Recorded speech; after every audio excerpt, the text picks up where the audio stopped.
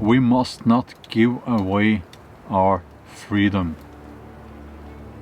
We must not allow that to happen.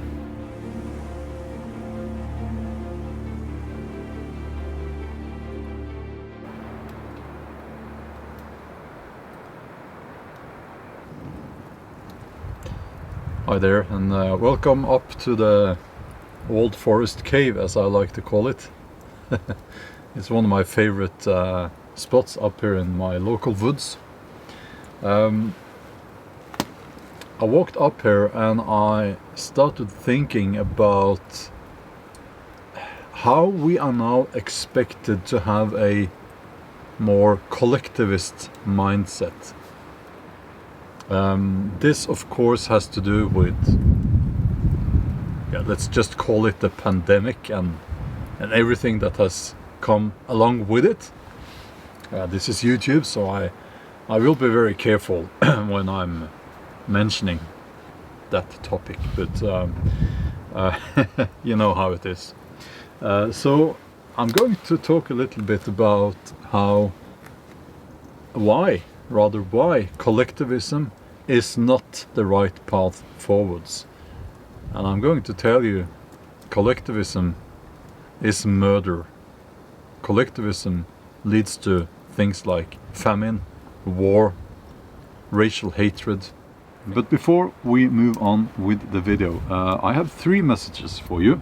First of all, lots of people have found this channel during the last few days, and you have subscribed, and that's awesome, and I want to thank you, and welcome to this community.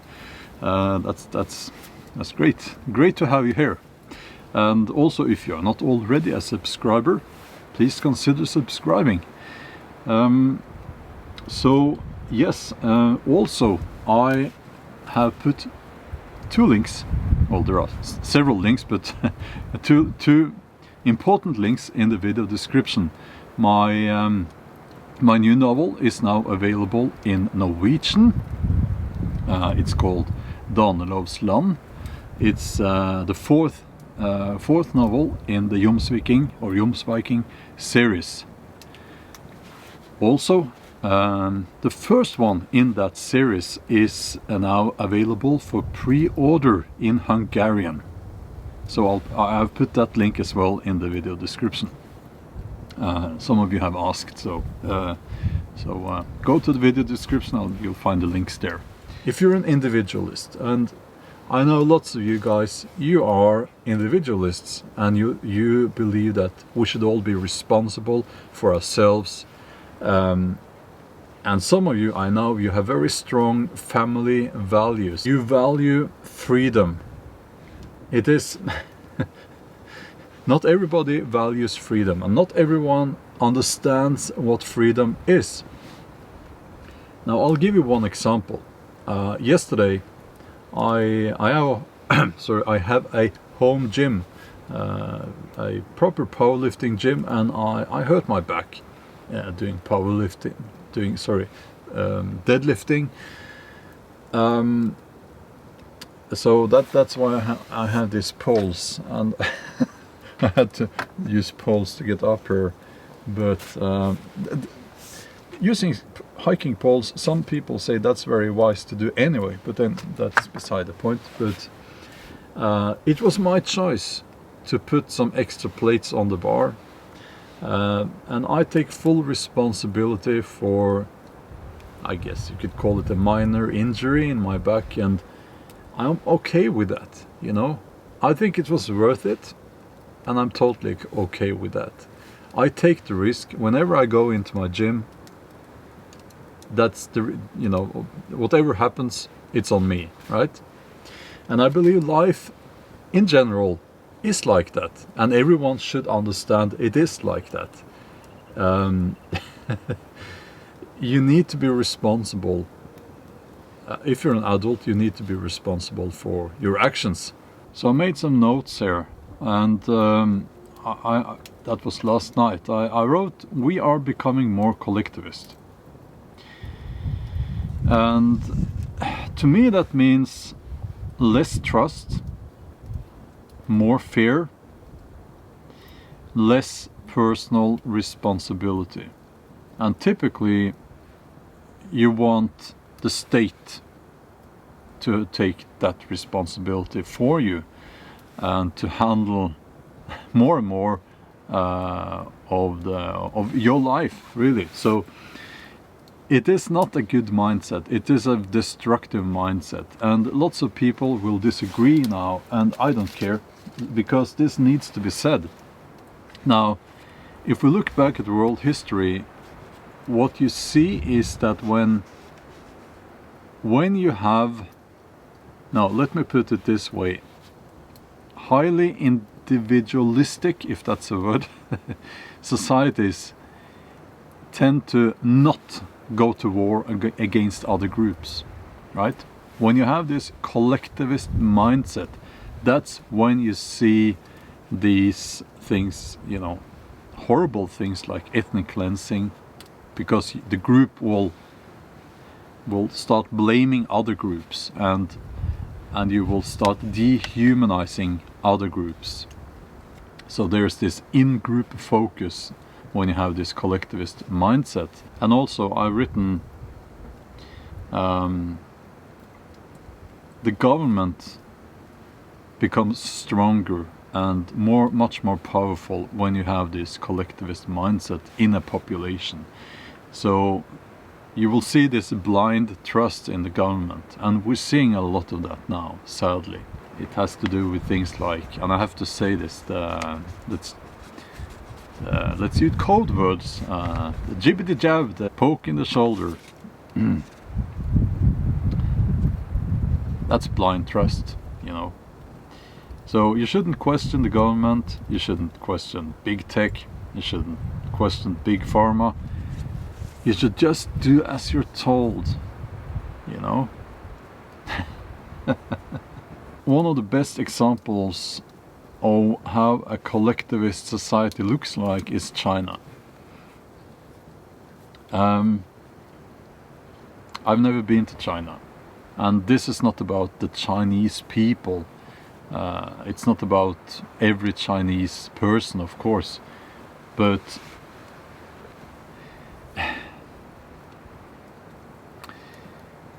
the mindset that we are seeing in China, and I've been told this by people who come from China, is very different from our mindset. At least still it's very different from our mindset here in the West. And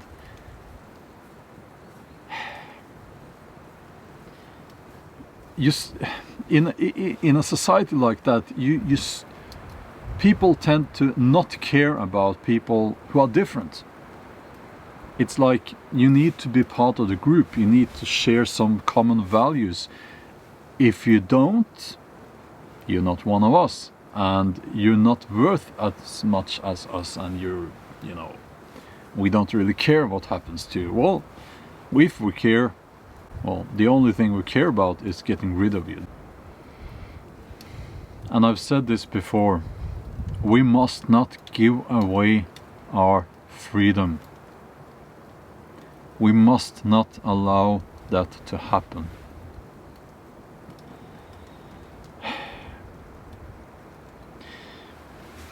It's like,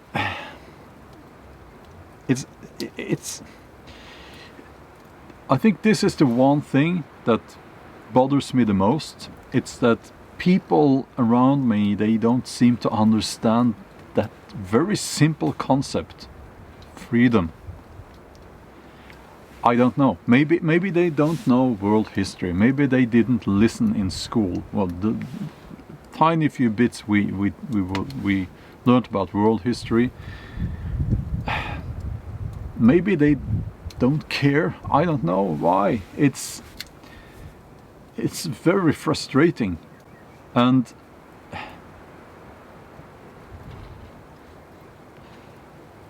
I find myself, and this is difficult for me to say, I often find myself alone with these thoughts. I wish it was not like that.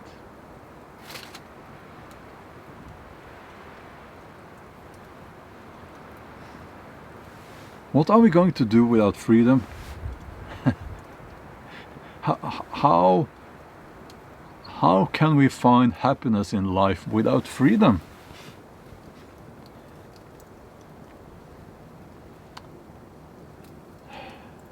And, you know, there are people saying, well, we should do this and that, you know, when it comes to the pandemic. It's just a little bit more, it's just this and that, and we'll be back back to living like we used to again. Please. No. Don't come to me. That's how I feel, you know, when people say that. Don't come to me with that nonsense. You know, I don't buy it, because it's obviously a lie. And if you believe in that lie, I don't know. I don't know what to say to you. It's too late, maybe. Listen, some of us, we understand that this needs to be, we need to speak out against this. And I think things are moving fast now. Things are moving fast. So in a few months' time, I think things might look different and much more critical. Now, it's quite easy to see how the recent developments that we have seen, not just recent, this has been going on for a long time, how it all connects, right? In a collectivist society, you can't have strong family units. Well, you know, that goes against the group, right? Being self-sufficient also goes against your this concept of being dependent on the group. So it's very difficult to find a prepper with a collectivist mindset. Now, a prepper will usually say that, well, I have my group, my unit, which is, you know, typically your family, and maybe a small group, an extended family, and some other preppers maybe. That's different from a collectivist mindset. That's different from a collectivist society. It's the opposite, I would say. Now, also, and this is very important, a collectivist society can't have free speech, because then you will have people criticizing the group, which could make people think for themselves, and we can't have that, can we?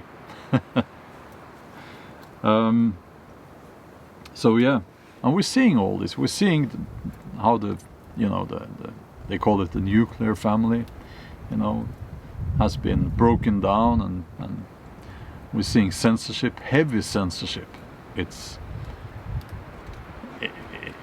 quite insane, actually.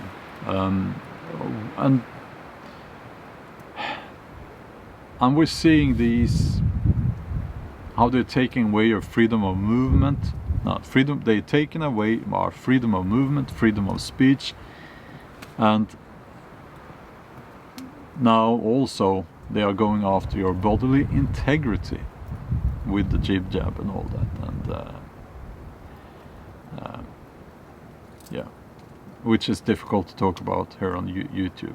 I want to finish this video by saying that you are a sovereign being. You were born to be free, and do not let anyone take that freedom away from you. Okay, that's all I wanted to say. Thanks for watching. Bye.